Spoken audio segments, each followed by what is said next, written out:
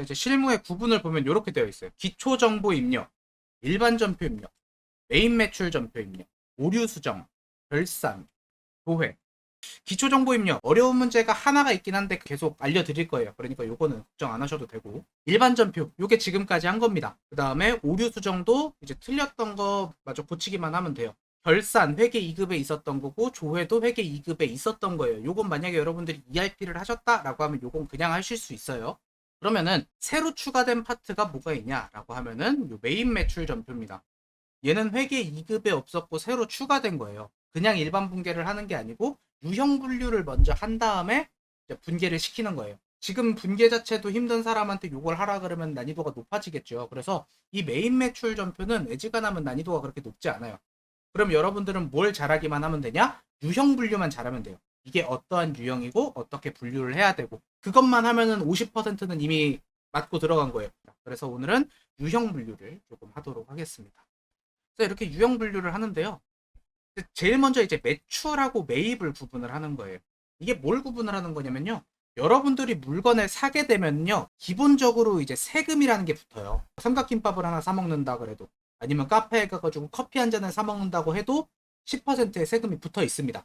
여러분들이 인식을 못하고 있을 뿐이죠. 기본적인 세금을 납부한다라고 했을 때 필요한 증빙 서류는 세금 계산서가 됩니다. 그래서 세금 계산서라고 나와 있으면 과세. 근데 이제 세금 계산서를 발급하는 방법은 크게 두 가지가 있어요. 컴퓨터로 발급을 하는 거하고 수기분, 즉 손으로 발급해 주는 거 두 가지가 있거든요. 근데 손으로 발급을 하든지 아니면 컴퓨터로 발급을 하든지 결론적으로 효력은 똑같아요. 그래서 요 앞에 전자가 있을 때가 있는데, 이게 붙고 안 붙고에 상관없이 세금 계산서라는 말만 있으면 과세구나 라고 생각을 해주시면 되겠습니다. 영세, 요거는 이제 세금이 0의 세율이라는 건데요. 요거는 조금 더 이따가 자세하게 설명을 해드리도록 하겠습니다. 얘도 영세율 세금 계산서라는 게 필요해요. 그래서 문제에 영세율 전자세금 계산서라고 나옵니다. 이렇게 하면은 영세구나 라고 생각을 해주시면 됩니다. 이 전자라는 말 없어도 영세인 건 똑같아요. 면세는 많이 들어보셨을 거예요. 영세는 이게 뭘까라고 하는데, 면세는 많이 들어보셨을 거예요. 면세점 같은 거 보셨죠? 면세는 세금을 면제해 준다는 뜻이죠. 그래서 면세는 앞에 세금이라는 말이 붙질 않아요. 그냥 계산서라고 되어 있습니다. 네, 요렇게 앞에 세금이라는 말이 없으면 면세라고 생각을 해주시면 되고요. 얘도 마찬가지로 전자라는 말이 붙을 수 있습니다. 자, 그러면은 이런 정규 서류 받지 않고 물건을 팔 때가 있죠. 증빙서류, 이런 것들을 이제 증빙서류라고 하는데, 증빙서류를 안 받고 팔 수도 있어요. 무증빙이라고 하죠. 또는 뭔가 서류를 받긴 했는데 이게 정규 증빙서류로 인정을 받지 못하는 경우가 있어요. 대표적으로 이제 거래명세서, 간이 영수증이 있습니다. 어렸을 때 문구점 같은 데 가가지고 뭐 불량식품 같은 거 사 먹은 다음에 엄마가 영수증 받아오세요 라고 해가지고 영수증 주세요 라고 할 수도 있잖아요. 그럼 아저씨가 그냥 손으로 막 써줄 때 있어요. 1,000원짜리 물건을 샀는데 아저씨가 막 1,000만원 막 이렇게 써줄 때도 있단 말이에요. 그럼 여러분들이 1,000만원짜리 물건을 산 거예요? 아니죠. 그냥 그렇게 쓴 거란 말이에요. 그래서 얘는 법적 효력이 없습니다. 간이 영수증은. 그래서 정규 증빙 서류로 인정받지 못합니다. 그래서 받았다고 해도 무증빙과 똑같다라고 생각을 해주시면 되겠습니다. 그 다음에 수출은요, 수출 신고 필증이라는 걸 받으면 수출로 유형 분류를 해주시면 됩니다. 근데 이게 없을 때 직수출이라는 말이 나올 때도 있어요. 직수출이라는 말이 나오거나 수출 신고 필증을 받았다라고 하면은 수출로 해주시면 되겠습니다. 그 다음 카과라고 있어요. 우리가 일반적인 세금 계산서보다 더 많이 쓰는 게 있습니다. 카드로 물건을 살 때 신용카드 매출 전표라는 게 나와요. 근데 여러분들 잘 생각해 보시면 알겠지만, 카드로 결제를 했을 때 영수증 주세요라고 해야지 영수증이 나오는 게 아니에요. 카드 결제를 하면은 자동으로 신용카드 매출 전표가 나온단 말이에요. 그래서 문제에 만약에 카드로 결제하다 라는 말이 나와도 우리는 카과로 해야 돼요. 이게 중요합니다. 그럼 여기서 이제 문제가 있어요. 카드로 결제를 했는데 세금 계산서를 발급해 줬대요. 이렇게 진짜 문제가 나와요. 유형 분류를 카과로 해야 될까요? 아니면 과세로 해야 될까요? 이런 문제가 나오는데, 그럴 때는 과세로 회계 처리를 해야 됩니다. 왜냐면은 카드로 결제를 하면은 신용카드 매출 전표가 나와요. 근데 굳이 세금 계산서를 다시 발급을 해달라고 했잖아요. 그럼 우리는 이걸로 처리를 하겠다라는 소리가 되겠죠. 그래서 이럴 때는 과세로 처리를 해주시면 되겠습니다. 그다음 얘는 잘 안 나오는데요. 가끔 나와서 그냥 써드린 거예요.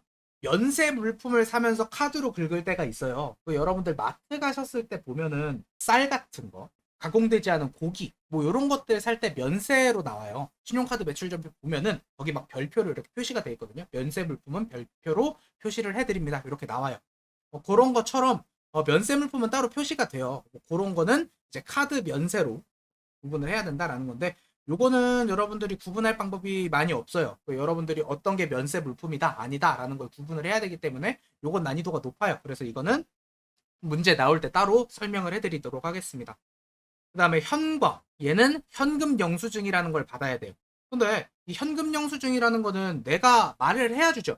거기서 물어보잖아요. 현금 영수증 발행하시겠어요? 라고 물어보죠. 그거를 했을 때 내가 싫다고 하면 발행이 안 되고 발급해 주세요 라고 하면 그때 발급을 해주는 거잖아요. 그러니까 얘는 현금으로 줬다라고 해서 무조건 현과가 아니에요. 현금 영수증이라는 게 나와야지 현과가 된다. 현면도 마찬가지예요. 현금 영수증을 발행해서 물건을 샀는데 면세 물품을 산 거죠. 네, 이것도 잘 안 나옵니다. 근데 이런 게 있다 정도는 알아주시면 돼요. 그러면 이제 매입 쪽으로 가죠. 매입 쪽도 과세, 영세, 면세는 똑같아요. 증빙 서류가. 그래서 여러분들이 그 유형 분류를 할 때 그냥 과세, 그냥 영세가 아니고 앞에 매출 과세 또는 매입 과세 이렇게 구분을 해줘야 돼요. 그런데 이게 매출인지 매입인지 구분을 어떻게 해야 되냐라는 건데, 잘 생각해 볼게요. 내가 편의점에 갔어요. 그리고 물건을 샀어요. 내가 물건을 사는 사람이에요. 나는 영수증을 받을까요? 영수증을 줄까요?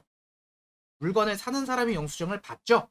물건을 매출하는 사람은 영수증을 발급해 줍니다. 세금 계산서를 발급하였다, 발행하였다 뭐 이런 식으로 나오는 매출이 되는 거고요. 수취하였다 또는 발급받았다 이런 식으로 내가 영수증을 받았다라고 하면 그때는 매입이 되는 거예요.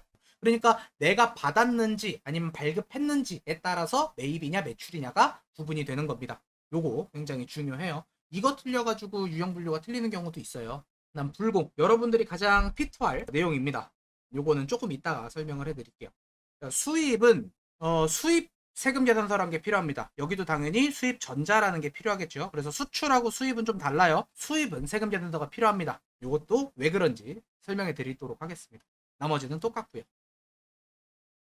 자, 그럼 우리가 이제 여기서 좀 중요하게 봐야 될 건 뭐냐면요. 영세, 면세, 그리고 수출, 그리고 불공입니다. 영세하고 면세를 먼저 구분을 조금 해볼게요. 영세는 세금이 0인 거예요. 그래서 영세예요. 세금이 0%. 우리나라 부가세는 기본적으로 10%거든요. 근데 그 세금이 0인 거. 면세는 세금을 면제해 준다는 거예요. 근데 면제해 준다는 건 결론적으로 안 낸다는 거죠. 그럼 얘도 세율이 0%예요. 이걸 왜 굳이 이렇게 구분을 해놨을까 하는 건데, 그 영세가 왜 세율이 0%인가를 알려면은 이제 수출이 뭔지를 알아야 돼. 아니 바보도 아니고 수출 모르겠어? 수출 외국에다가 물건 파는 거 아니야? 라고 생각을 하시겠죠. 이 수출이라는 거는 외국에다가 물건을 파는 건데 이제 세율이라는 게 있어요. 외국이 있다고 한번 해봅시다. 우리나라의 부가세는 10%입니다. 그런데 외국에도 세율이 있겠죠. 자, 외국의 세율도 10%라고 가정을 한번 해볼게요. 우리나라에서 이제 물건을 만들어요. 100만 원짜리 물건을. 근데 해외에서도 비슷한 물건이 있어요. 근데 얘네는 원재료 값이 비싼지 물건 값이 110만 원이에요. 그러면은 우리나라에서 생각을 하겠죠. 우리나라 외국 가가지고 요거 물건 팔면은 경쟁력 있겠다. 요거 물건 팔자. 근데 일단 세금이 붙는다 그랬잖아요. 자, 세금이 붙으면은 100만 원짜리가 110만 원이 될 거고요.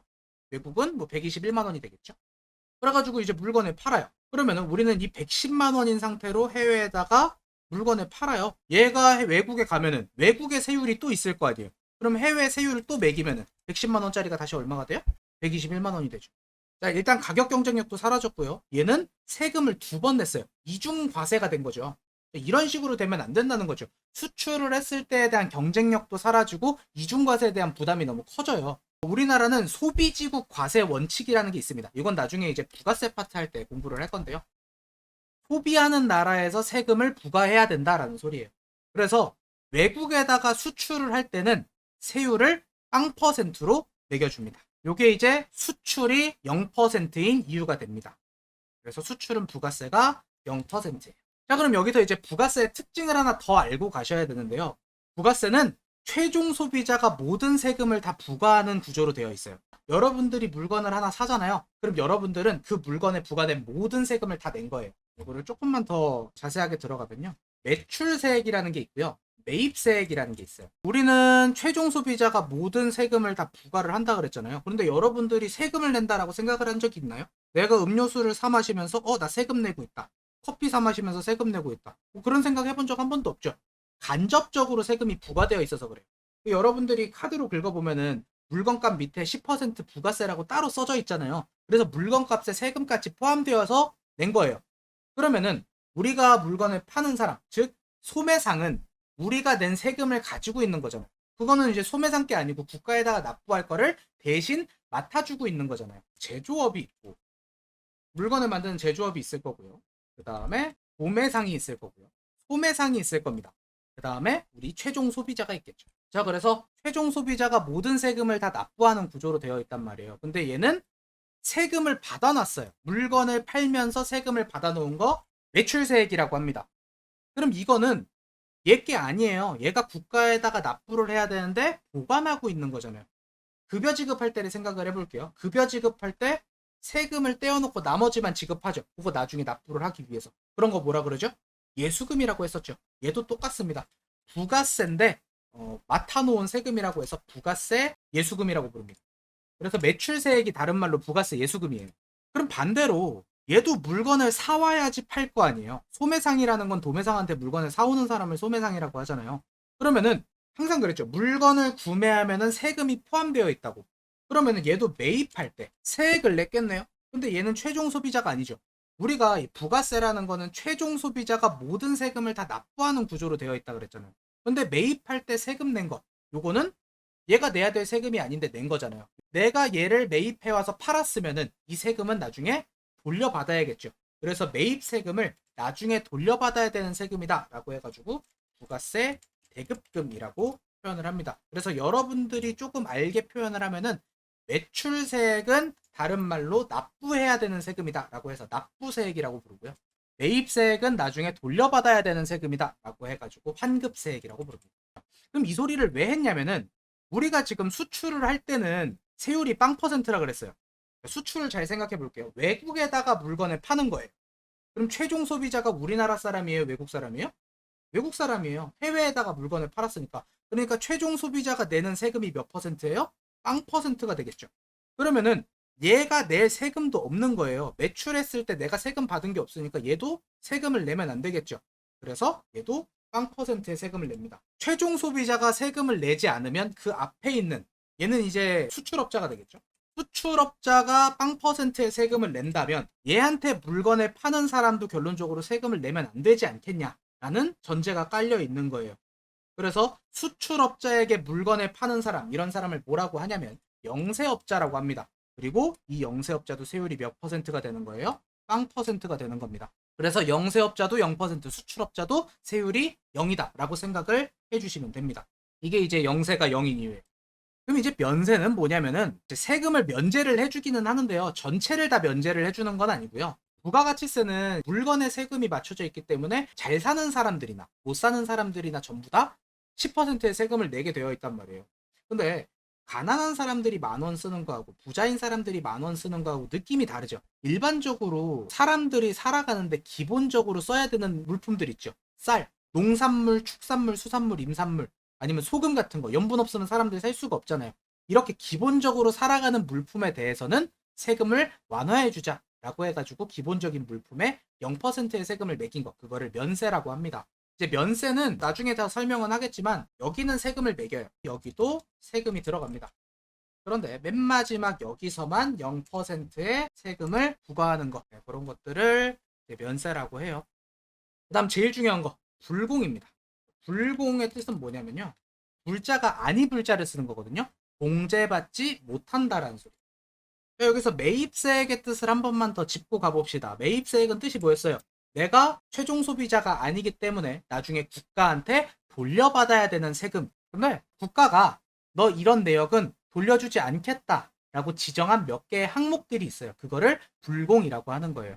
그러니까 내가 돌려받아야 되는 건데 안 돌려줘야 되는 이유가 있다. 왜 그러냐? 일단 설명을 해볼게요. 면세 공통매입이 있습니다. 면세라는 게 뭐냐면은 세금을 면제해줬다라는 거예요. 그렇죠? 근데 세금을 면제해줬는데 물건을 샀다고 세금을 돌려받는다? 세금 낸 게 없는데 세금 돌려받는다 그러면 말이 안 되잖아요. 공통 매입이 중요한 거예요. 우리가 면세 물건을 판다고 해서 전부 다 100% 면세만 파는 것도 아니고, 과세 물건을 판다 그래도 100% 과세 물건만 파는 것도 아니에요.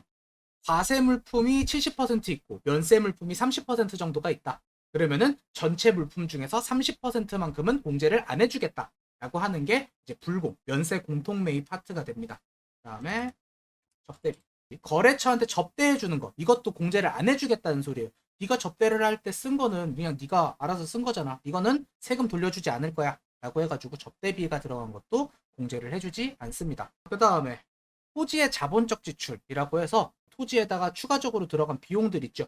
이 토지를 활용하기 위해서 반드시 필요한 비용들, 이런 것들도 공제를 해주지 않습니다. 왜 토지를 공제를 해주지 않냐면요. 토지 자체가 면세라서 그래요. 아까도 그랬죠. 면세, 세금을 면제받았는데 돌려받을 게 뭐가 있어요. 그래서 이거는 공제를 해주지 않겠다라는 겁니다. 그 다음에 비영업용 소형 승용차라는 게 있습니다. 영업 활동을 할 때 사용하지 않는 자동차를 샀으면은 요거는 공제를 해주지 않겠다라는 거예요. 조건이 있습니다. 1000cc 초과 8인승이야. 그 다음에 여기서 말하는 영업용에 대해서 이제 이해를 제대로 못 하시는 분들이 많은데요. 영업용이라는 거는요, 이거를 타고 직접적으로 돈을 벌어야 돼요. 택시, 택배. 이 차를 운용해가지고 실질적으로 돈을 버는 거잖아요. 그런 사람들은 영업용이라고 인정을 해주는 거예요. 그런데 여러분들이 착각을 하는 게 영업활동, 거래처 따오고 뭐 물건 같은 거 판매하고 뭐 그런 사람들이 있어요. 그런 사람들은 이걸 영업용 소형 승용차라고 하지 않습니다. 업무를 하기 위해서 그 자동차를 타고 운행을 하는 것 뿐이지 얘는 이걸로 영업을 하는 게 아니에요. 영업을 하기 위해서 직접적으로 이 자동차를 쓴다라고 하는 건 이제 택시, 택배 운반을 하는 거, 뭐 이런 것들을 이제 영업용이라고 합니다. 나머지는 이제 비영업용이라고 생각을 하시면 돼요. 그 다음에 사업과 관련 없는 지출. 우리 회계 2급 하셨던 분들은 그런 거 있죠. 사장이 자기 회사 돈 마음대로 가져간다 라고 하는 거. 회계 1급부터는 이제 제조업이기 때문에 대표이사가 나오는데, 대표이사가 자기 집에 뭐 에어컨을 한 대 샀다, 회사 돈으로. 그 영업이랑 관련 없잖아요. 그런 거를 세금을 제하해주면 안 되잖아요. 위에 거랑 똑같아요. 그래서 이런 것도 공제를 해주지 않는다. 그 다음에 밑에 2개 더 있는데, 세금 계산서에다가 이제 필수적으로 입력해야 되는 게 있어요. 뭐 금액, 물건 팔았는데 금액 입력 안 하면 안 되고, 누구한테 팔았는지 입력 안 하면 안 되고, 그죠? 세금 계산서 작성 불성시, 뭐 이런 게 있고요. 사업자 등록이라는 게 있습니다. 사업자 등록을 하기 전에 물건을 샀던 것, 그런 것들까지 다 공제를 해주진 않겠다라는 거죠. 물론 뭐 이제 조건이 조금 있긴 한데 그거는 세무 파트 가가지고 하도록 할 거고요. 면접 토비 사세 등, 헬레 토비 면접을 갔는데 사세 등이 있었다. 뭐 이런 식으로 외워주시면, 예전에 뭐 인간 같은 거 보면서 배운 건데 외우기 좋더라고요. 그래서 이렇게 외우고 있습니다. 불공에는 필수 항목이 하나 있어요. 얘는 세금 계산서가 있어요. 아까 우리가 유형 분류할 때 뭐라 그랬었냐면, 세금 계산서가 있으면 과세라고 했었잖아요. 근데 과세라는 거는 이만큼 내가 매입세액을 공제를 받는다라는 거죠. 근데 세금 계산서를 받은 항목 중에 이 7가지 항목이 있다라고 하면은 공제를 해주지 않겠다라는 소리입니다. 이게 왜 그러냐면요. 시험 문제에 계산서를 준 다음에 뭐 접대비를 내거나, 여러분들이 여기서 제일 많이 나오는 게 뭐냐면은 접대비예요. 너무 많이 나오다 보니까 여러분들이 접대비 나오면 불공, 접대비 나오면 불공, 습관화가 되기 시작을 해요. 그렇다 보니까 이제 시험 출제자들이 계산서를 준 다음에 접대비를 내게 돼요.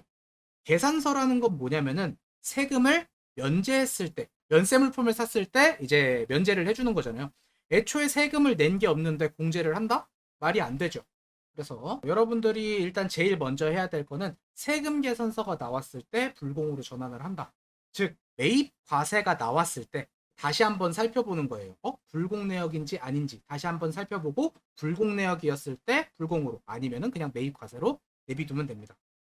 그냥 무조건 막 나온다고 불공 쓰잖아요. 그럼 불공 오답률이 한 50% 이상으로 쭉 올라가요. 그거 방지하려고 지금 하는 거니까 요거 유형 분류를 한번 해보도록 하겠습니다. 하나하나 해보도록 하겠습니다. 제품을 판매했대요. 자, 매입이에요, 매출이에요? 물건을 판매를 했으니까 매출입니다. 이것도 써주셔야 돼요. 카드로 결제를 받았대요. 카과 쓰면 되겠죠. 매출, 카과. 이번에는 물건을 사고 발급 받았대요. 내가 받았어요. 그럼 매입이에요, 매출이에요? 매입이 되겠죠. 자, 여러분들은 어떻게 해야 되냐면은 요런 것들 프린트 하셔서 밑줄 치시거나 뭐 이렇게 체크를 해주십니다. 증빙 서류까지 체크를 하는 거예요. 뭘 받았는지까지. 수입 전자세금 계산서를 받았대요. 수입 전자세금 계산서 뭔가 보니까 매입 쪽에 수입이구나 이렇게 확인할 수 있죠. 매입 수입 프린트해서 하시는 게 제일 좋아요. 형광펜으로 칠하면서 하면은 진짜 안 틀려요. 귀찮아가지고 안 하시는 분들이 많은데 좀 귀찮더라도 그렇게 하시는 거를 추천합니다. 자, 이번에는 발급하였대요. 매출 내가 줬으니까요. 현금 영수증을 받았다. 현금 때문에 현과가 아니에요. 다시 한번 말합니다. 현금 때문에 현과가 아니고 현금 영수증을 받았기 때문에 현과입니다. 이번에는 세금 계산서를 발급하였다. 내가 줬어요. 매출 세금 계산서래요. 과세. 매출일 때는 불공 살펴볼 필요 없어요. 불공은 매입 쪽에만 있잖아요. 5번. 발행하였다. 이번에도 매출이네요. 뭘 발행했나 보니까 세금 계산서긴 한데 앞에 보니까 영세까지 있어요. 그러면 매출 영세가 되겠죠. 내가 이번엔 주유하고 신한카드로 결제하였다. 이거 결제하였다 때문에 매출이라고 생각하시는 분들이 있는데요. 내가 물건 산 다음에 카드 결제해요. 그럼 내가 영수증을 받아요, 줘요? 받잖아. 그러니까 이거는 내가 물건 사고 주유를 한 다음에 기름이란 걸 산 다음에 돈을 준 거예요. 그러니까 이건 매입입니다. 매출이 아니고. 카드로 결제했으니까 사과. 제품을 매출하고 물건을 팔았다라고 합니다. 요거는 나중에 뭐 실제 시험 가면 보겠지만 이쪽에 우리 회사가 있으면 매출이고요. 이쪽에 우리 회사가 있으면 매입이 됩니다. 공급자, 공급받는 자 따로 나와 있죠. 네, 이렇게 구분하는 거고요. 세금 계산서니까 과세. 이번에는 세금 계산서를 발급 받았다라고 나옵니다. 내가 받았으니까 매입, 그리고 세금 계산서니까 과세라고 했어요. 자, 여기서 주의할 점. 자, 매입 과세가 나오면 뭘 살펴봐야 된다 그랬어요? 불공 내역인지 살펴봐야 된다 그랬죠. 불공 내역 한번 볼까요? 자, 면세 관련인지 접대비인지 토지인지 비영업용인지 사업과 관련 없는 건지 한번 쭉 살펴봐야 됩니다. 근데 대표이사 사택에서 사용할 목적이래요. 사택이라는 건 본인 집 말하는 거죠. 본인 집에서 자기가 사용할 냉장고를 샀대요. 사업이랑 관련이 있어요, 없어요? 없죠. 네, 요럴 때 쓰는 게 불공입니다. 그래서 이렇게 나오면은 요렇게 표시를 하시고 불공으로 바꿔주시면 돼요. 그냥 불공 쓰시면 오답률 엄청 올라가요. 꼭 요렇게 변환시켜 주세요. 화살표 처리하신 다음에. 그 다음에 이제 가지급금 처리할 거이라는 거는 뭐 나중에 쓰겠지만, 우리가 회계 2급 때 대표이사 또는 사장이 자기 마음대로 돈을 가져갔다 라고 하면 인출금을 썼었죠. 그거 대신 가지급금 쓰시면 됩니다. 이거는 회계 처리할 때 한 번 더 보여드리도록 하겠습니다. 그 다음에 9번 현금 영수증을 수령하였다 라고 나와요. 내가 현금 영수증을 받은 거예요. 그럼 매입이겠죠. 현금 영수증 수령했으니까 현과. 그 다음에 수출 신고 필증 나왔어요. 수출로 하면 되겠죠. 매출 수출입니다. 거래처의 개업식을 축하하기 위해. 이게 익숙해지다 보면요, 거래처까지만 딱 보면은 거래처다 그러면은 접대비 관련이네, 이건 불공이다 라고 하고, 이거는 매입 불공으로 쓰시는 경우가 많아요. 근데 내가 가장 먼저 뭘 해야 된다 그랬어요? 뭘 받았는지 증빙 서류부터 찾으라고 했죠. 그러면 매입이긴 해요. 세금 계산서가 아니고 계산서를 받았어요. 세금 계산서랑 계산서랑 다른 거라고 했어요. 지금은 계산서를 받았기 때문에 유형 분류를 뭐로 해줘야 돼요? 면세라고 하죠. 자, 매입 면세면은 불공으로 갈 수 있어요? 없죠. 그냥 얘는 여기서 멈추면 돼요. 그러니까 여러분들한테 함정 문제를 굉장히 많이 내요. 유형 분류하는 데에서. 그러니까 유형 분류만 제대로 해도 여러분들 시험 문제 맞추는 데는 큰 문제가 없습니다. 그래서 다음 시간 수업 시작하기 전에 유형 분류하는 거를 검사를 할 거예요. 그래서 여러분들이 다음 시간 수업 오기 전까지 50번까지 유형 분류를 할 겁니다. 매입 과세, 매입 영세, 뭐 매출 과세, 매입 불공, 이런 식으로 해서 분개는 안 하셔도 돼요. 앞에다가 유형 분류만 해주시면 되겠습니다. 그래서 유형 분류 해 오시고 그 다음 시간에 그거 검사 체크한 다음에 여러분들이랑 그거랑 같이 이제 분개 연습을 해보도록 하겠습니다. 요거 문제는 블로그에다가 올려놓을 거고요.